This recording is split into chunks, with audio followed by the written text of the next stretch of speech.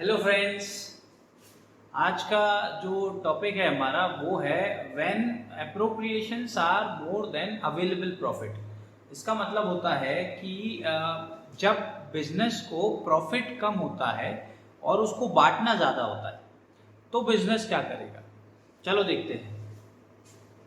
जैसे ये क्वेश्चन दिया हुआ है यहाँ, राम श्याम दो पार्टनर है, उनका रेशियो दिया हुआ है 3:2। ठीक है, रेशियो है 3:2 और उनकी कैपिटल दी हुई है 5 लाख और 6 लाख। इंटरेस्ट ऑन कैपिटल दिया हुआ है 10%। ठीक है, इंटरेस्ट ऑन कैपिटल देने के बाद नेट प्रॉफिट दिया हुआ है 20,000।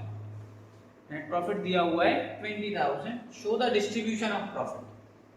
अब प्रॉफिट डिस्ट्रीब्यूशन के लिए सपोज हम एक अकाउंट बनाते हैं जिसका अकाउंट का नाम है profit and loss appropriation account. तो चलिए बनाते हैं profit and loss appropriation account. जैसा कि आप सब जानते हैं, देखिए इस क्वेश्चन को कराने का जो मोटिव है वो profit and loss appropriation account बनवाना नहीं है। इस क्वेश्चन में मैं आपको जो बताने वाला हूँ वो बहुत ही इम्पोर्टेंट चीज़ है और ये एमपी बोर्ड या स्टेट बोर्ड्स में बहुत कम बताई जाती है। ये सीबीएसई लेवल पे समझाई जाती है और सीबीएसई में भी क्वेश्चन इसके बहुत कम आते हैं, बट ये कॉन्सेप्ट जो है ये बहुत इम्पोर्टेंट है और बहुत ज़रूरी है।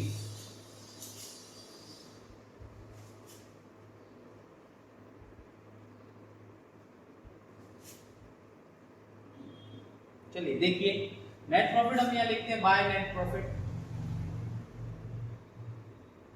Brought down. कहाँ से? Profit and loss account. कितना नेट प्रॉफिट लेके आ रहे हैं आप? हम लेके आ रहे हैं 20,000। तो रहा होगा। अब यहाँ अगर आप इंटरेस्ट ऑन कैपिटल दे देते हैं, सबसे पहले देखिए इंटरेस्ट ऑन कैपिटल ही देना है।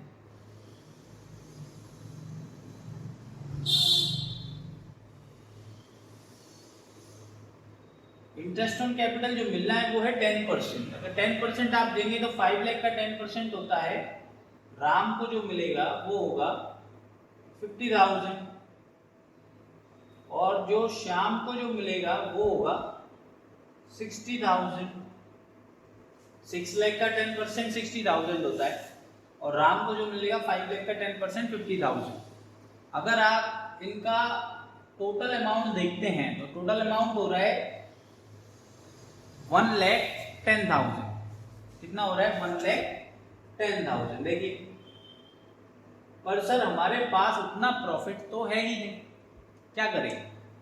तो सर एक काम करते हैं ना, हम रेशियो में बांट देते हैं, कैपिटल के रेशियो।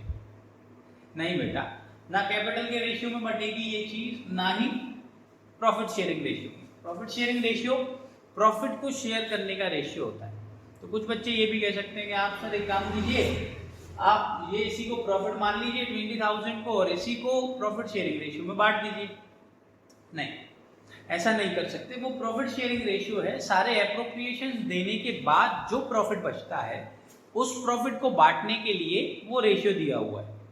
तो सर अब इस क्वेश्चन में क्या करेंगे बेटा? इस क्वेश्चन में हमें क्या करना होगा, ये बहुत ही बेसिक सी चीज है। आपको ये एक लाइन याद रखनी होगी, when profit is less than appropriations, then the appropriations are distributed in the ratio of appropriations.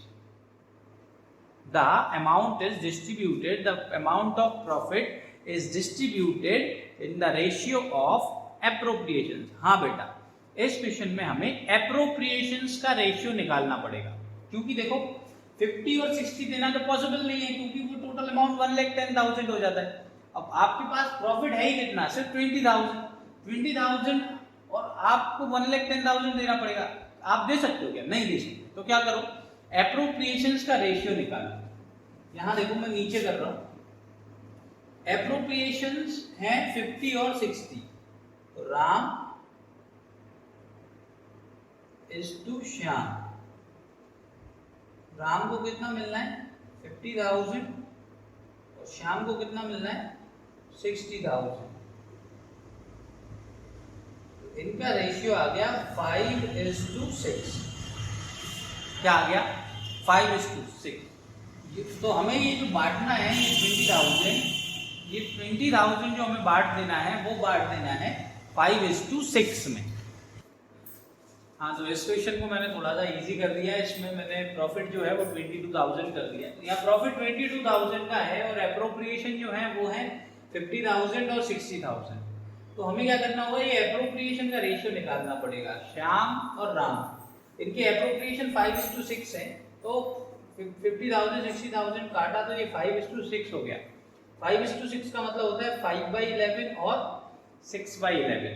हम क्या करेंगे, अब हमें ये 22,000 को बांटना है, तो यहाँ 1,10,000 नहीं लिखना है, क्योंकि इस साइड हमारे पास 1,10,000 नहीं है। कितना है, 22,000। प्रॉफिट कितना है, 22,000। फिर 22,000 को जब आप बांटोगे, आप उसे इस रेशियो में बांट दो, तो राम को कितना मिलेगा, राम को मिलेगा 22,000 का 5/11 और श्याम को मिलेगा 22,000 का 6/11। ये होता है 10,000 राम को और श्याम को कितना मिल जाएगा, 12,000। और यहाँ हमारा ये क्वेश्चन खत्म हो जाएगा। मतलब जब प्रॉफिट जो होता है वो, जब प्रॉफिट एप्रोप्रिएशन से कम होता है तो जितना प्रॉफिट है हमें उसी को बांट देना है। पर कौन से रेशियो में, प्रॉफिट शेयरिंग रेशियो में नहीं, प्रॉफिट शेयरिंग रेशियो में नहीं बांटना है। कुछ लोग कैपिटल का रेशियो बोलेंगे, नहीं, कैपिटल के रेशियो में भी नहीं बांटना है। तो कौन से रेशियो में बांटना है, हमें एप्रोप्रिएशन का ही रेशियो निकालना है, उसी में बांटना है। तो सर प्रॉफिट शेयरिंग रेशियो किस चीज के लिए होता है, बेटा प्रॉफिट शेयरिंग रेशियो प्रॉफिट बांटने के लिए होता है।